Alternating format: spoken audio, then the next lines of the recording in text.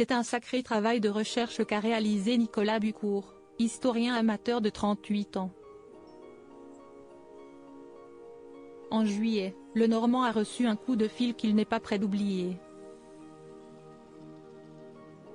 Au bout de la ligne, l'ambassade du Royaume-Uni lui annonçant que Sa Majesté le roi Charles III voulait, lui, décerner la médaille de l'Empire britannique. De quoi donner le vertige à Nicolas Bucourt. Je me suis assis, parce que j'ai senti une petite faiblesse au niveau des jambes, j'étais un peu tremblotant, explique-t-il dans un entretien accordé à BFM TV. Celui qui s'attendait à tout sauf à ça s'apprête donc à recevoir la médaille de l'Empire britannique dans quelques mois, une récompense décernée pour service rendu à la couronne. Cette médaille vient saluer les efforts du féru d'histoire, qui a réalisé un important travail de mémoire sur le raid de Bruneval, qui s'est déroulé en Normandie en 1942, un événement resté longtemps dans l'ombre avant l'arrivée du jeune Normand. Infographiste de métier, le jeune homme s'est pris de passion pour cette expédition que les Anglais appellent l'opération Bayeux-Ting. Jusqu'à y consacrer tout son temps libre depuis l'âge de 18 ans.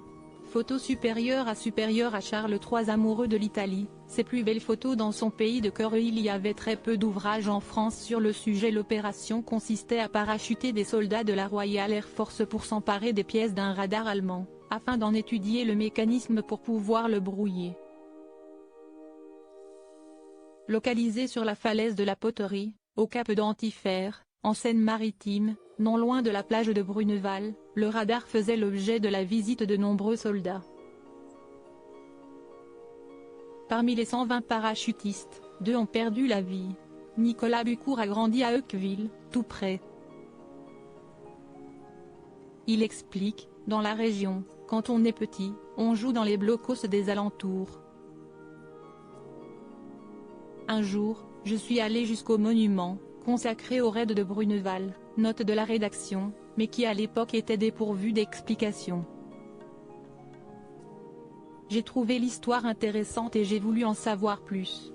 Quand j'ai commencé à m'y intéresser, il y avait très peu d'ouvrages en France sur le sujet, explique l'historien amateur. Il a alors entrepris ses propres recherches, consultant les archives et les familles des soldats qui ont participé au raid qu'il a réussi à retrouver. Avec un autre passionné du sujet, Alain Millet, l'historien en herbe a pu publier un premier livre en 2012. Aujourd'hui encore, il continue de fournir des informations sur cette expédition par le biais de son association et des réseaux sociaux.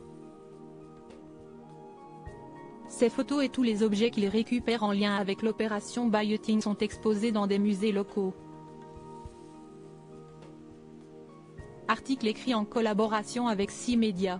Crédit photo, Shounaron pas photo Abaka.